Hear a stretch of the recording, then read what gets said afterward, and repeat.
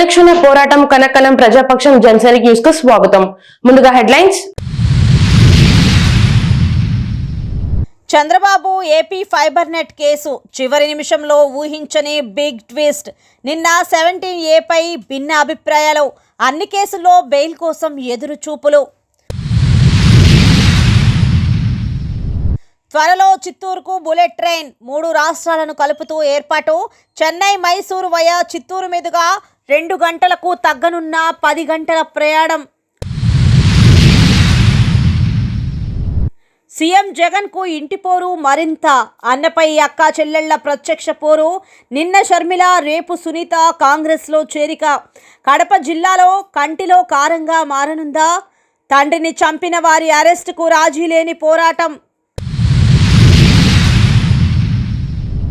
Madanapalle, Thamballapalle TDP అభ్యర్థులుగా షాజహాన్ బాషా, G Shankar Yadav ఖరారు.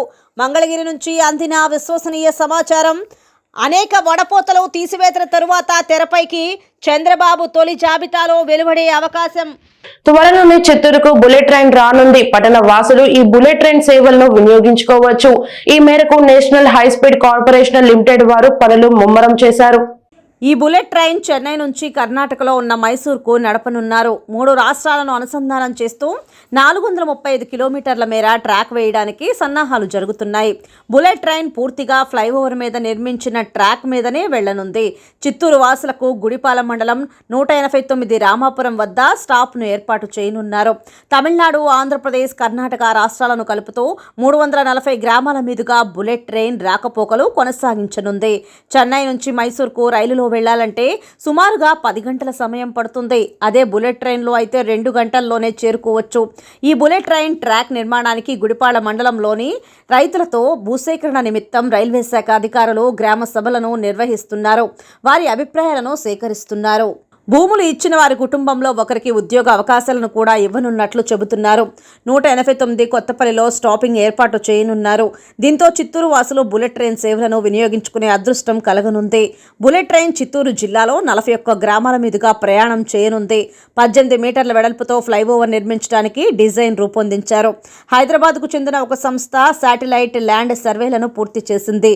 ఈ ట్రైన్ 750 మంది ప్రయాణికులతో గంటకు 250 నుంచి 300 కిలోమీటర్ల వేగంతో ప్రయాణం చేస్తుంది. భూములు కోల్పోయిన రైతులకు మార్కెట్ విలువ కంటే 5 రెట్లు అదనంగా పరిహారం ఇస్తామని అధికారులు తెలిపారు.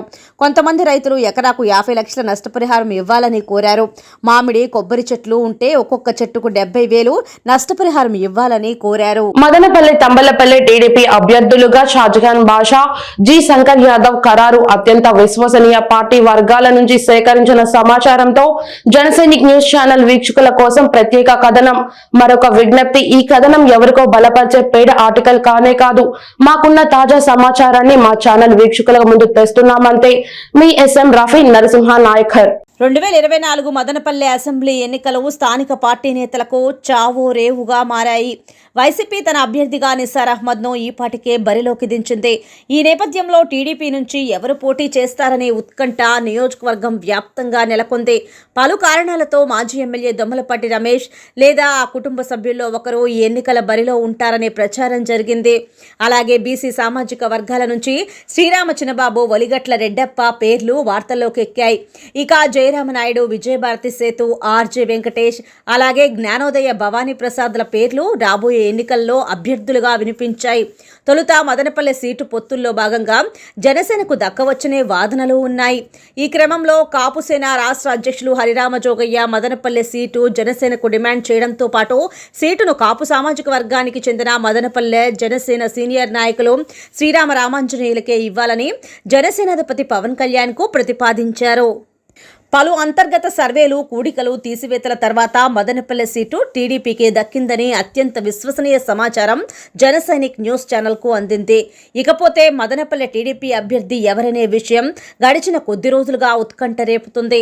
మదనపల్లె టీడీపీ గెలుపుకు నియోజకవర్గంలో ఆ పార్టీకు నిలకడగా ఉన్న ఓటు బ్యాంకుతో పాటు అదనంగా ఎటువంటి గుదిబండ లేకుండా 15,000 ఓట్లు అవసరమని పార్టీ అధిష్టానం భావించినట్లు సమాచారం. గడిచిన 15 రోజులుగా జరిగిన సర్వే ఫైల్లో మాజీ ఎమ్మెల్యే ప్రస్తుత టీడీపీ నేత షాజహాన్ బాషా పేరు ముందంజలో ఉన్నట్లు అత్యంత విశ్వసనీయ టీడీపీ వర్గాలు వెల్లడిస్తున్నాయి. షాజహాన్ సోదరుడికి వైసీపీలో టికెట్ దొరక్కపోవటం, ఆయన ఆర్థిక అంగబలం కూడా ఎన్నికల సమయంలో షాజహాన్కు తోడు అవ్వచ్చుననే అంచనాతో పాటు మైనార్టీ వర్గాల్లో షాజహాన్ మరియు ఆయన సోదరుడు నవాజ్లకు నిలకడైన ఓటు బ్యాంకు ఉందని టీడీపీ అధిష్టానం భావిస్తోంది.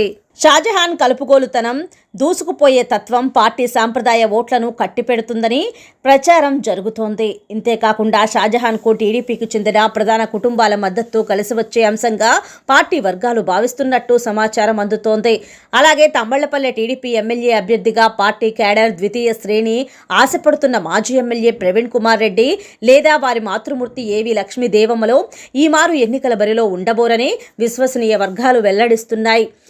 కొత్తకోటకు చెందిన కొండా నరేంద్ర టీడీపీ జనసేన పొత్తులో భాగంగా తంబళ్లపల్లి టికెట్కు ఆశపడుతున్నా ఆయన ఈ ఎన్నికల్లో రాజకీయ అరంగేట్రం లేటుగా చేశారనే వార్తలతో పాటు ఆయన టీడీపీ కండువా కప్పుకొని పార్టీ కోసం పనిచేసే ఛాన్స్ ఉంది, కానీ పార్టీ టికెట్ లేదంటున్నారు. కొండా నరేంద్ర ఇటు టీడీపీ అటు జనసేన వర్గాలతో ఈ విషయమై ముమ్మర సంప్రదింపులు చేస్తున్నారు. ఇదిలా ఉండగా గత కొన్ని రోజులుగా నియోజకవర్గంలో హల్చల్ చేస్తున్న మొరుసు కాపు నేత పారిశ్రామికవేత్త జయచంద్రారెడ్డి టీడీపీ టికెట్ కంటే పార్టీ బలోపేతంపైనే ఎక్కువ దృష్టి పెట్టినట్టు చెప్పుకొస్తున్నారు. నియోజకవర్గానికి సంబంధించి మరో ముఖ్య నాయకులు టీడీపీ ప్రవేశానికి సుముఖంగా ఉన్న అధినేత చంద్రబాబు నాయుడు హామీలేమీ ఆయనకు అడ్డు వస్తోంది. దీంతో తంబళ్లపల్లె టీడీపీ కథ మళ్లీ మొదటికి వచ్చిందని, 2024 పార్టీ అభ్యర్థిగా జి శంకర్ యాదవ్నే కొనసాగుతారని మంగళగిరి టీడీపీ వర్గాలు మన జనసైనిక్ న్యూస్ ఛానల్కు వెల్లడిస్తూ ఉన్నాయి. చంద్రబాబు నాయుడు ఎటువంటి పరిస్థితుల్లోనూ బలమైన యాదవ సామాజిక వర్గానికి చెందిన శంకర్ యాదవ్ను వదులుకోరని కూడా ఆ వర్గాలు బల్లలు గుద్దుతున్నాయి. దీంతో మదనపల్లి నుండి టీడీపీ అభ్యర్థిగా షాజహాన్ బాషా, తంబళ్లపల్లె టీడీపీ అభ్యర్థిగా శంకర్ యాదవ్ బరిలో ఉంటారని, ఆ మేరకు బీసీ మైనార్టీ వర్గాలకు టీడీపీ వెన్నుదన్నుగా ఉన్నదనే మెసేజ్ సమాజానికి వెళ్తుందని గతంలో మదనపల్లిలో ఉంటూ ఇప్పుడు చంద్రబాబుకు అత్యంత సమీపంలో ఉన్న రాజకీయ విశ్లేషకులు మన జనసైనిక్ న్యూస్ ఛానల్కు వివరిస్తున్నారు. ఏపీ ఫైబర్ నెట్ కేసులో చివరి నిమిషంలో ఊహించని ట్విస్ట్ చోటు చేసుకుంది. ఈ కేసులో చంద్రబాబు దాఖలు చేసిన ముందస్తు బెయిల్ పిటిషన్ పై సుప్రీంకోర్టులో జరగాల్సిన విచారణ చివరి నిమిషంలో వాయిదా పడింది. తమ ఇద్దరి బెంచ్ ఈ రోజు కూర్చోవడం లేదని జస్టిస్ అనిరుద్ బోస్ స్పష్టం చేశారు.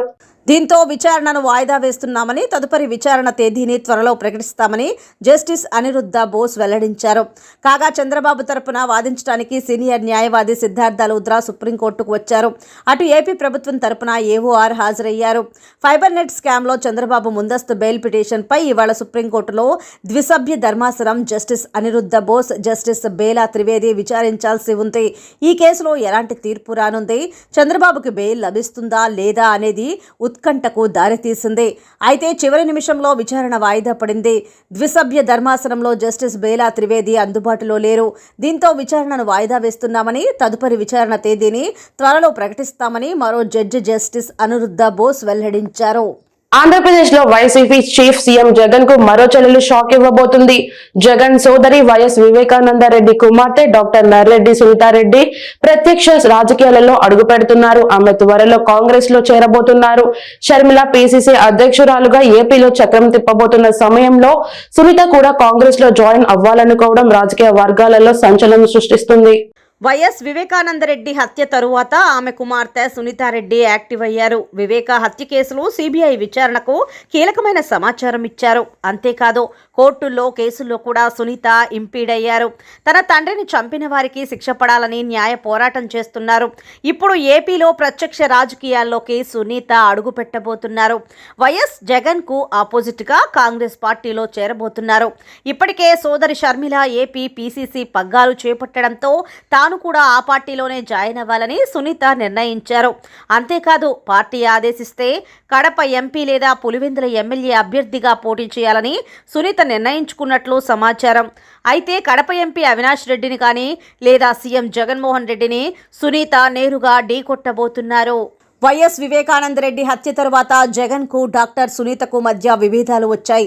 వైఎస్ వివేక హత్యపై జగన్ కు ఆయన భార్య భారతికి ముందే సమాచారం ఉందని, ఎంపీ అవినాష్ రెడ్డి హస్తం ఉందని సునీత మొదటి నుంచి వాదిస్తున్నారు. ఈ వివాదాల మధ్యలో సునీత ఇప్పుడు తన భవిష్యత్తును పొలిటికల్ బరిలోనే తేల్చుకోవాలని నిర్ణయించారు. షర్మిలకు జగన్ కు మధ్య విభేదాలు తీవ్రతరం అవడంతో అక్క చెల్లెలు షర్మిల సునీత మరింత దగ్గరయ్యారు. ఇప్పుడు షర్మిల ఏపీ పీసీసీకి అధ్యక్షురాలు. ఇప్పటికే సునీత షర్మిల మధ్య చర్చలు కూడా ముగిశాయి. రేపు మాపో సునీత కాంగ్రెస్ లో చేరటం, ఎంపీ లేదా ఎమ్మెల్యేగా పోటీ చేయటం ఖాయంగా కనిపిస్తోంది. ఎన్నికల వేళ జగన్ కు బయటి పోరు కంటే ఇంటి పోరే ఎక్కువైంది. తల్లి విజయమ్మ, సొంత చెల్లెలు షర్మిల, చిన్నాన్న కూతురు సునీత వీళ్లందరూ జగన్ కు టీడీపీ కంటే ఎక్కువ శత్రువులుగా మారారు. కడప జిల్లా రాజకీయాల్లో జగన్ చెల్లెలు షర్మిల, సునీత తప్పకుండా ప్రభావం చూపించే అవకాశాలు ఉన్నాయి. సమయపాలన లేని కరెంట్ ఇస్తున్న విద్యుత్ శాఖ అధికారుల తీరును నిరసిస్తూ నిమ్మనపల్లి సబ్ స్టేషన్ ఎదుట తెలుగుదేశం ఆధ్వర్యంలో ధర్నా నిర్వహించారు. ఈ సందర్భంగా రాజంపేట తెలుగుదేశం పార్టీ అధికార ప్రతినిధి ఆర్జే వెంకటేష్ మాట్లాడుతూ విద్యుత్ శాఖలో అవినీతి ఎక్కువైపోయిందని, రైతులకు ట్రాన్స్ఫార్మర్లు సక్రమంగా ఇవ్వటం లేదని, సీరియల్లో ఇవ్వకుండా డబ్బులు ఇచ్చిన వారికి ట్రాన్స్ఫార్మర్లను ఇస్తున్నారని ఆరోపించారు. సమయపాలనతో విద్యుత్ ఇవ్వడం లేదని, దీంతో రైతులు చాలా నష్టపోతున్నారని, కరెంటు ఎప్పుడు వస్తుందో ఎప్పుడు పోతుందో తెలియని దౌర్భాగ్య పరిస్థితి ఏర్పడిందని విమర్శించారు. గతంలో చంద్రబాబు నాయుడు ముఖ్యమంత్రిగా ఉన్నప్పుడు 9 గంటల పగటిపూట కరెంటు ఇచ్చేవారని, పవర్ పర్చేజ్ అగ్రిమెంట్లను రద్దుపరచడం ద్వారా జగన్మోహన్ రెడ్డి ప్రభుత్వం పెద్ద తప్పు చేసిందని ఆగ్రహం వ్యక్తం చేశారు. యూనిట్ కరెంటు 4.5 రూపాయలకు ఇచ్చే చోట నేడు 11 రూపాయలు ఇవ్వాల్సి వస్తుందని ఆవేదన వ్యక్తం చేశారు. రైతులకు న్యాయం చేసి సీరియల్ ప్రకారం ట్రాన్స్ఫార్మర్లు ఇవ్వాలని డిమాండ్ చేశారు. విద్యుత్ శాఖ అధికారుల తీరును నిరసిస్తూ విద్యుత్ స్టేషన్ ముందు ప్రభుత్వానికి వ్యతిరేకంగా నినాదాలు చేశారు. ఈ కార్యక్రమంలో మాజీ municipal vice chairman Bhavani Prasad, Kavarakuntla Ratna, Reddappareddy, sarpanch Lakshmana, మాజీ మండలాధ్యక్షుడు రాజన్న, మేసా రామకృష్ణ, తవలం సర్పంచ్ రెడ్డెంప, మాజీ మండల ఉపాధ్యక్షులు రమణ, చిన్నబాబు, లక్ష్మణ తదితరులు పాల్గొన్నారు.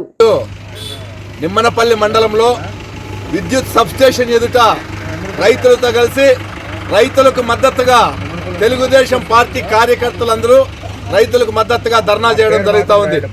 ముఖ్యంగా ఈ ప్రభుత్వం వచ్చిన తర్వాత ట్రాన్స్ఫారాలు ఇవ్వడంలో డబ్బులు తీసుకొని అధికారులు ఇష్టానుసారంగా ఇస్తున్నారు. ఒక సీరియల్ లేదు. ఎవరు డబ్బులు ఇస్తే వాళ్ళకి ముందు ఇస్తారు. 2 ఏళ్లప్పుడు రిజిస్టర్ చేసుకున్న రైతు డబ్బులు లేకపోతే అట్లే పెండింగ్ లో పెట్టున్నారు. సమయ పాలన లేకుండా కరెంట్ ఇస్తున్నారు. ఈరోజు వరి నార్లు పోసుకునే సమయం, ఎప్పుడు కరెంట్ వస్తుందో ఎప్పుడు కరెంట్ పోతుందో తెలియని సమయం.